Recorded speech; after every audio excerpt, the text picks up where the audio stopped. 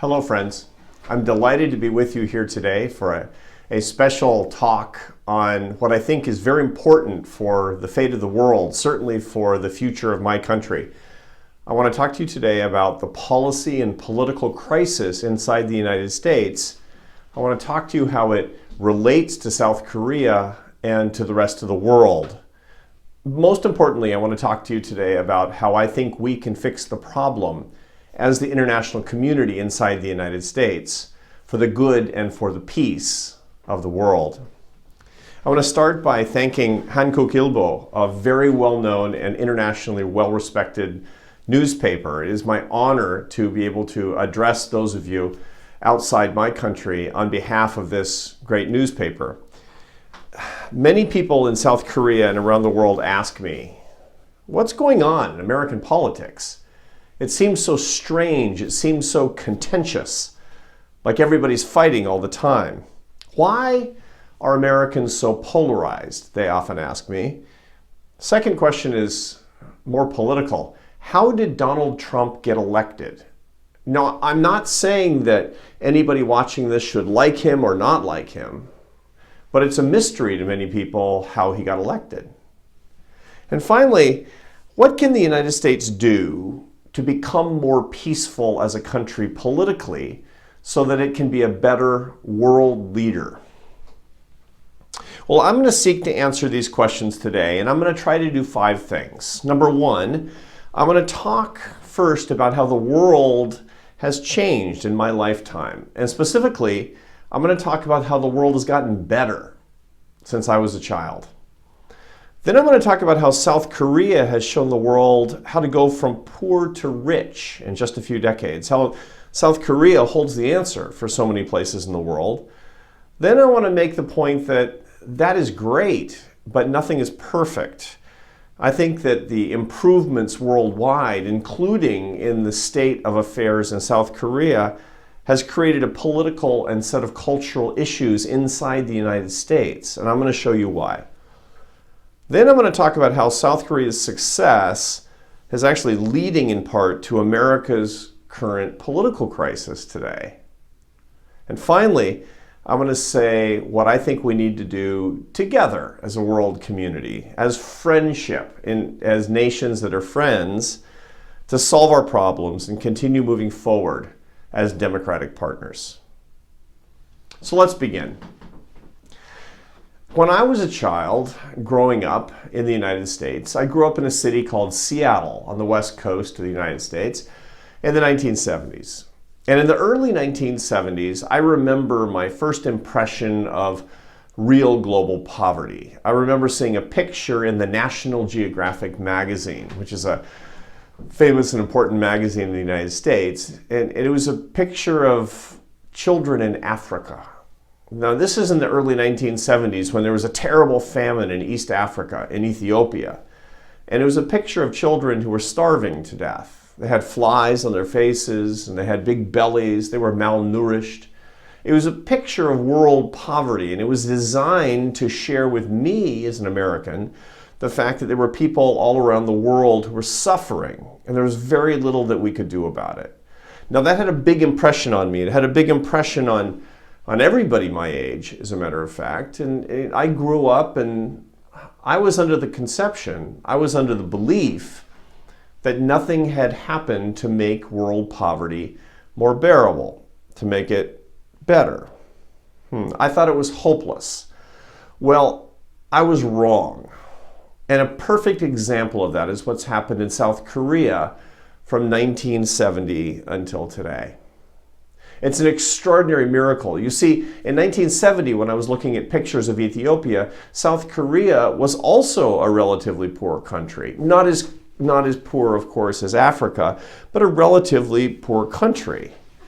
To be specific, in 1970, South Korea had a GDP per capita of $279, which is very poor. That's about $1,800 in today's dollars.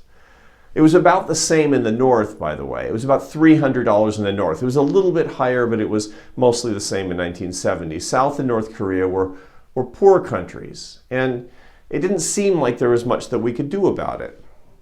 Well, I grew up and I went to school and I went to work and I didn't realize something, that the world was changing around me. The world was getting better around me. Specifically, there was a miracle that was occurring, that 80% of the world's starvation poverty was being eradicated. Just as I was living my life, poverty was going down. There was an 80% decline in starvation level poverty from between when I was a child and when I became an adult. It was incredible. This is literally the only time in human history that poverty has declined. It is the greatest anti-poverty achievement in human history, and has happened in my lifetime and in the lifetime of most of you who are watching this speech. Now, perhaps it's more surprising to me because I grew up in the United States. You, most of you who are watching this, grew up in South Korea, and so you saw the actual miracle unfolding. South Korea is probably the best example in history of prosperity unfolding very, very quickly. Remember, in 1970, GDP per capita in South Korea was $279, $1,800 in today's dollars. Today, $32,000 per capita per year. It's incredible. South Korea has overtaken many of Europe's nations. South Korea has become a prosperous country, a country that's important on the world stage, a first world country in just a couple of generations. A poor country became rich in my lifetime. That's possible. And in fact, that was happening all over the world. Not as spectacularly as it happened in South Korea, to be sure. But even in Africa, people were being pulled out of poverty. And I didn't know that. For example, since 1970, actually since 1980 until today, life expectancy, the number of years that we will live, has increased by 15%. Just from 1980 until today, it's gone from 63 years on average around the world to 72 years. What a beautiful miracle that is. Infant mortality, the probability that a child will die within the first 2 years, has declined by 60% from 1980 until today. And literacy, the percentage of the population of adults that can read, has gone up by 23%. Now, of course, a lot of this is driven by the progress in places like South Korea, where life expectancy has gone incredibly high, that infant mortality is one of the lowest rates in the world, and virtually everybody has become literate. This is one of the reasons that prosperity has gotten so much better around the world. It's incredible. It's a miracle. You have experienced a miracle, and you're responsible for this miracle too. I'm really grateful for that. I'm amazed by that, actually. Now, people often ask, what happened? What happened since 1970 and 1980?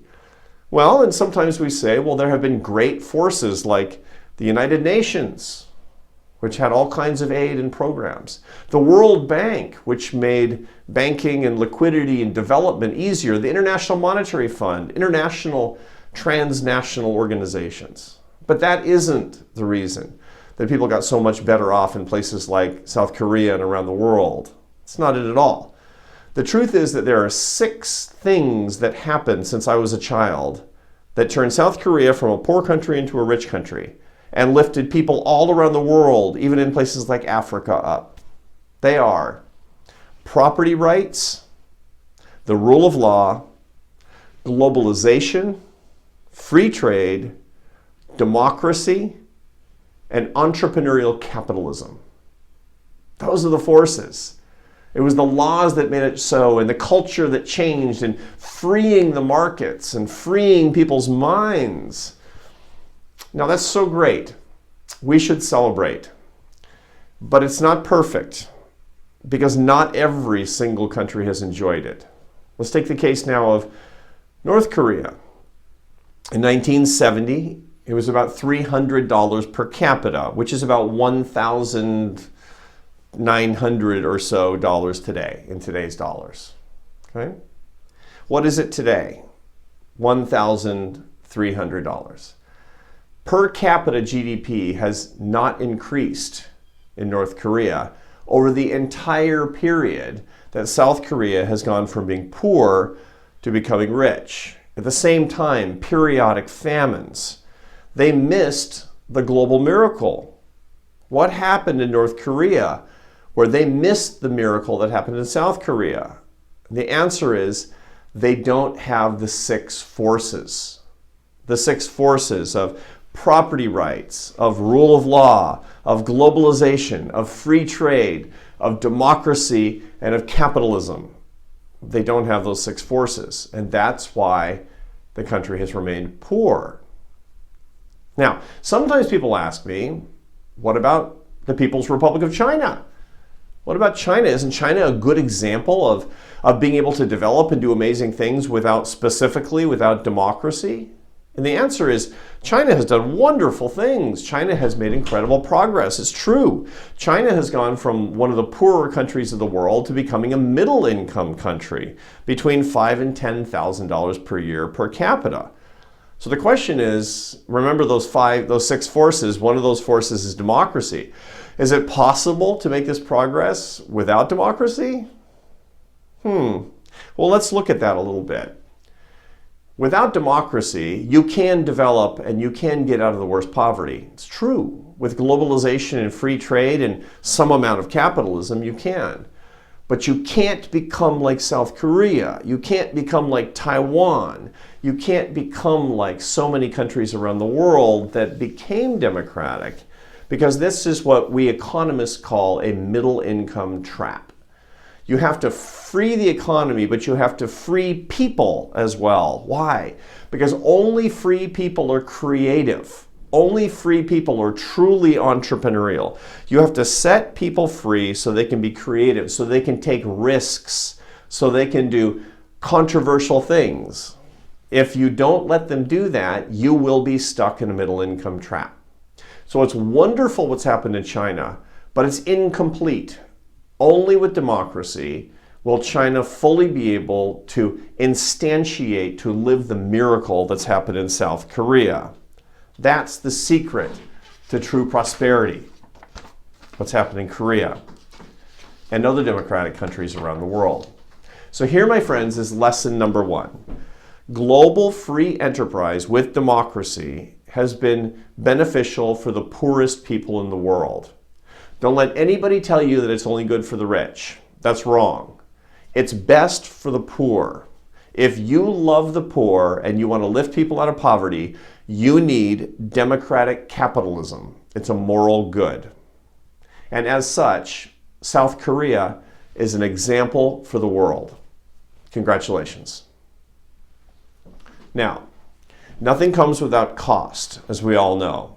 Everything good also has something bad. That's part of life. And I want to take you now from South Korea, I want to take you to Kentucky, which is a state in the United States. It's a rural state. It's a poor state. And I want to take you specifically to a little town in Kentucky called Inez, Kentucky. It's a town that probably you've never heard of. It's only a town with only a few thousand people who live in it. It's hard to get to. You have to drive for a long time. There's no airport. Inez, Kentucky has been poor for a long time.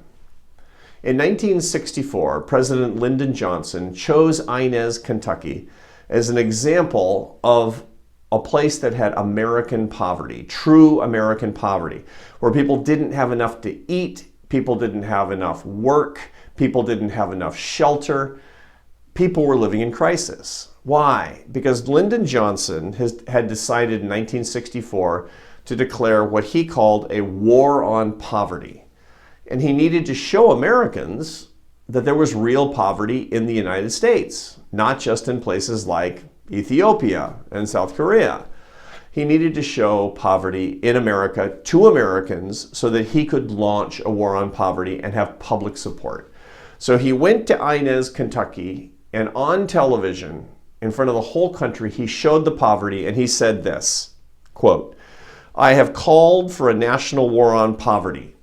Our objective, total victory.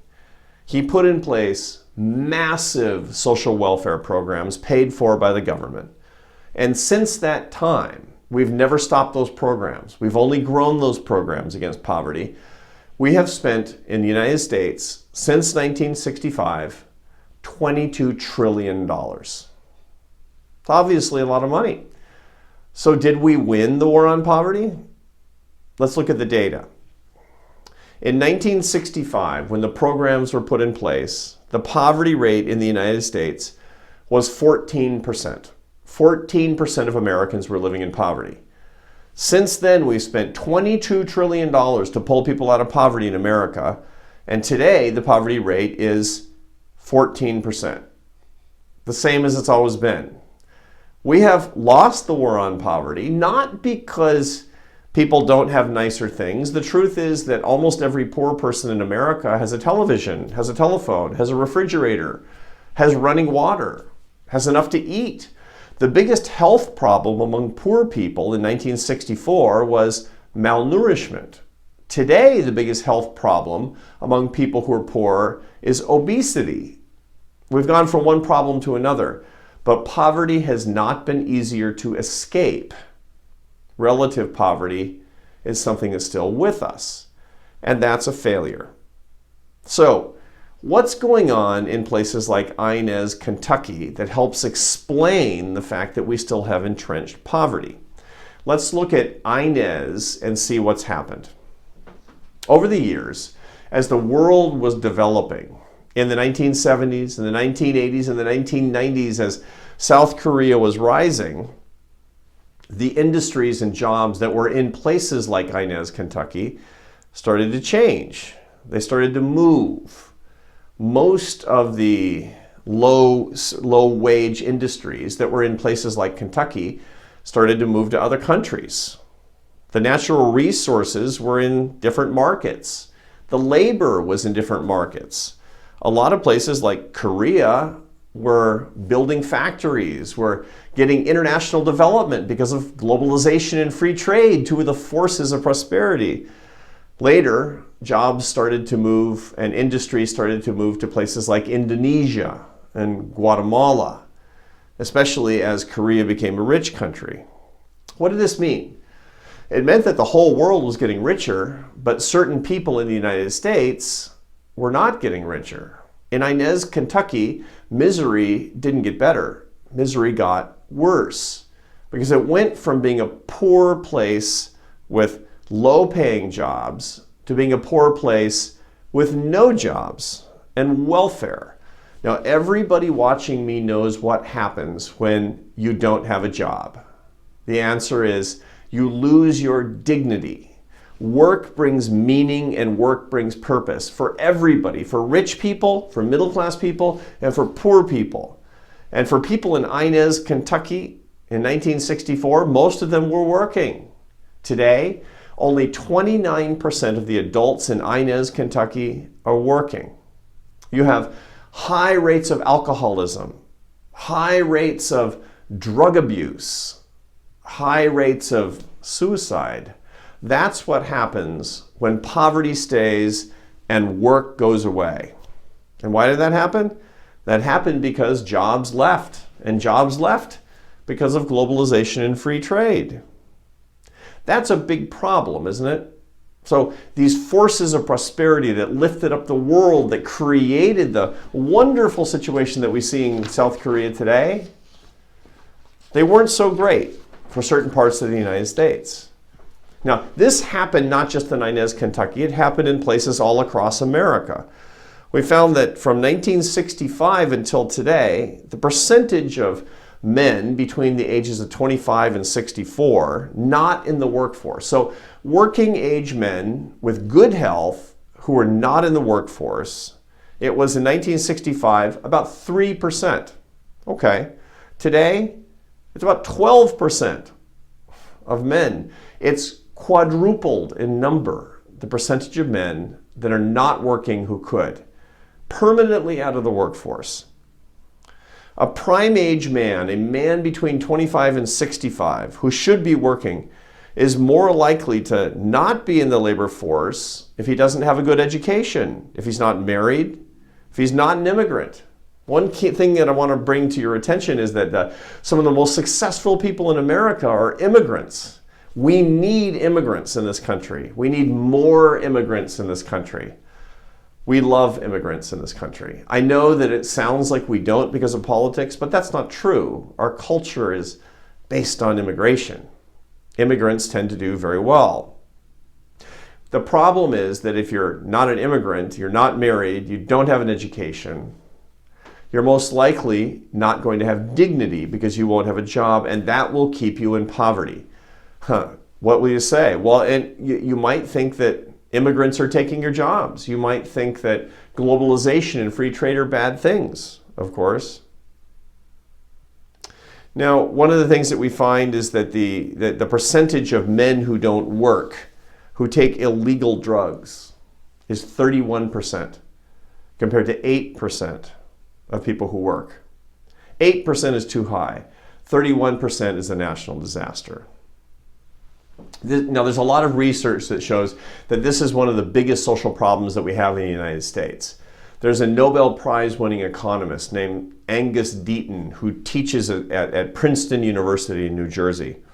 And Angus Deaton and his wife, another economist named Ann Case, they've shown that between 1999 and today, that people without an education between 45 and 55, that the likelihood of dying is increasing.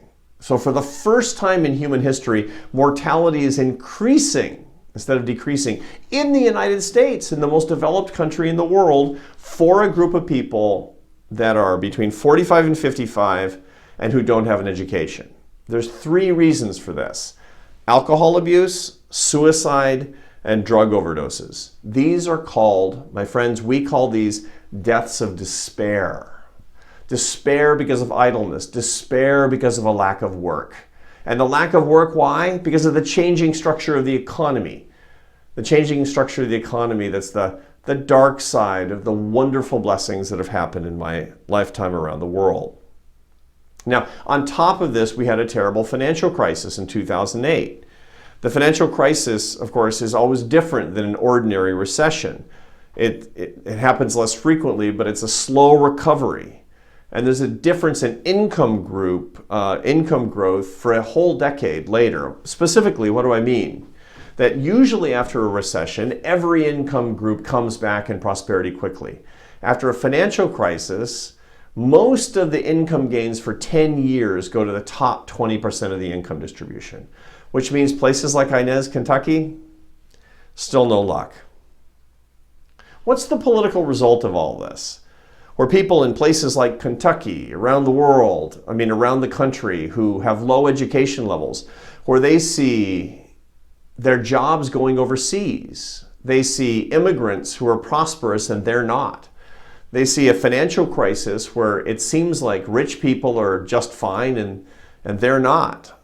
Well, the answer is that they're going to be more attracted to populism, to politicians who say, somebody has your prosperity and I'm going to get it back. Somebody who says that you should be afraid of foreigners. You should be afraid of rich people. You should hate international trade. You should be against globalization.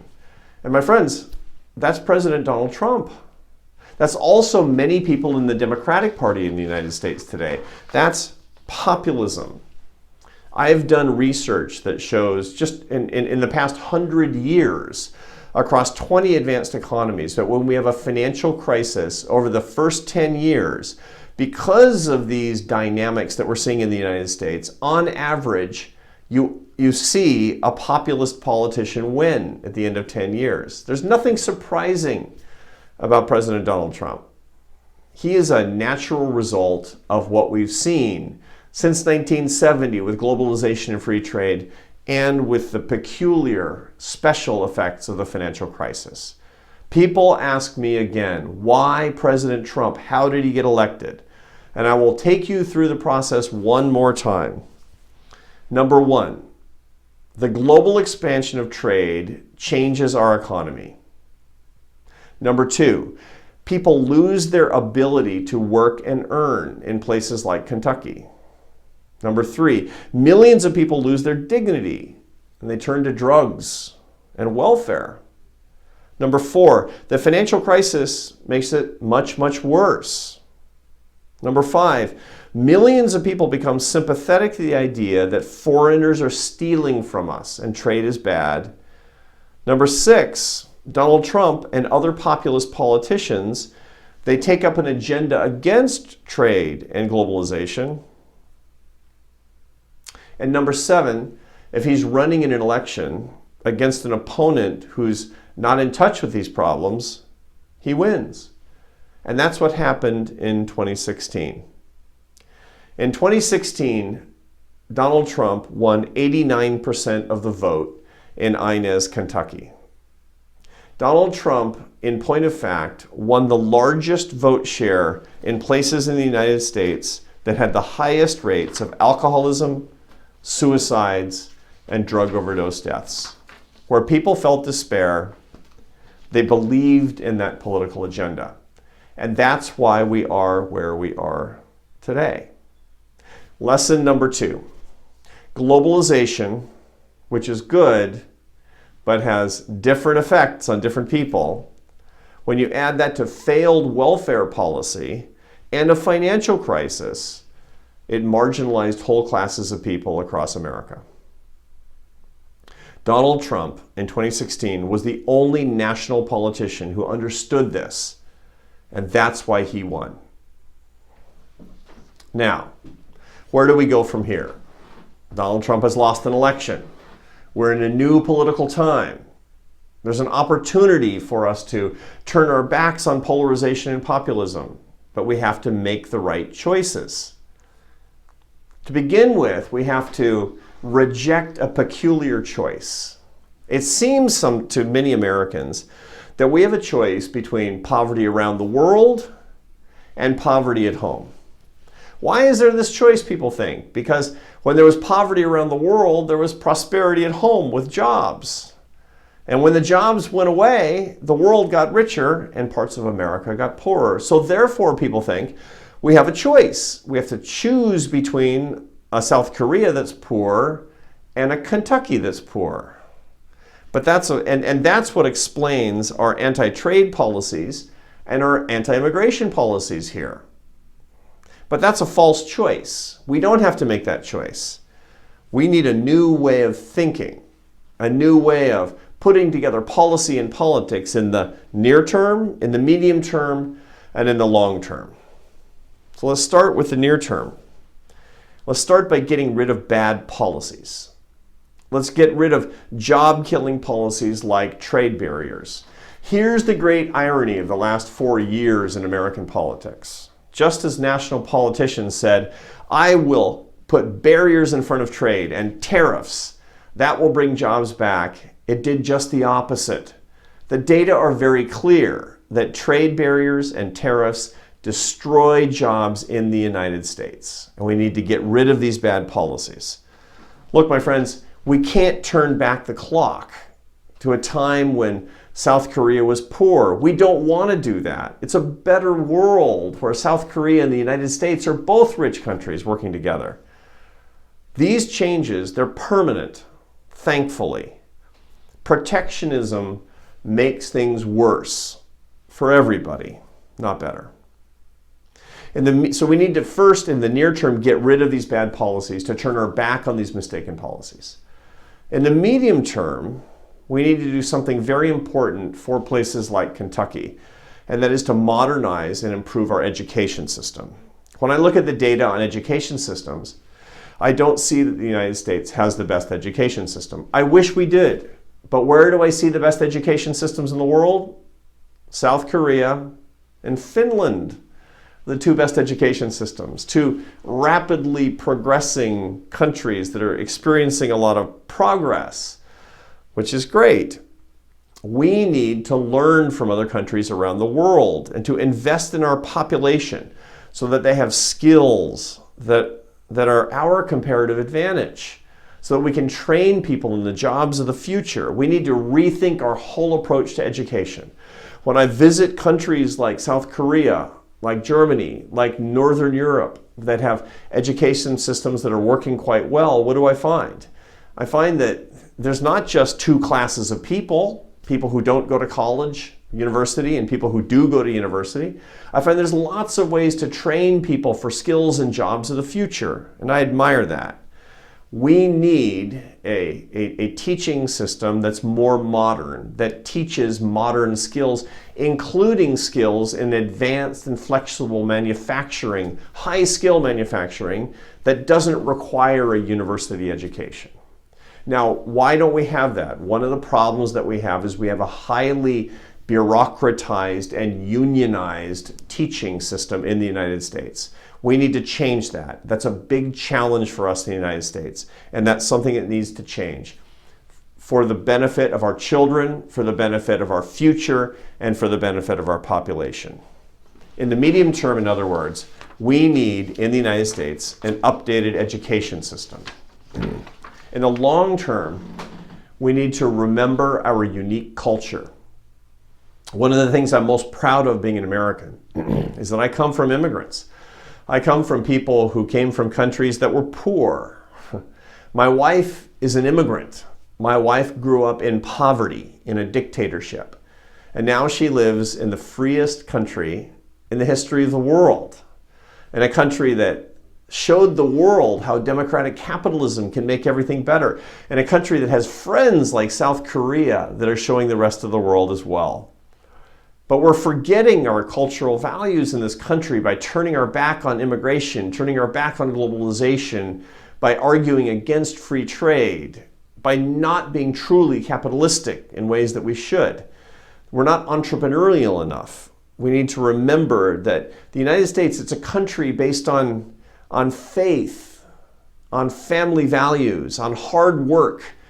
We're a country based on personal responsibility. We're a country based on an openness to foreigners, a value for new ideas. We love entrepreneurship. We believe in self-improvement. These are American values that we've shared with South Korea and that we've shared with the world.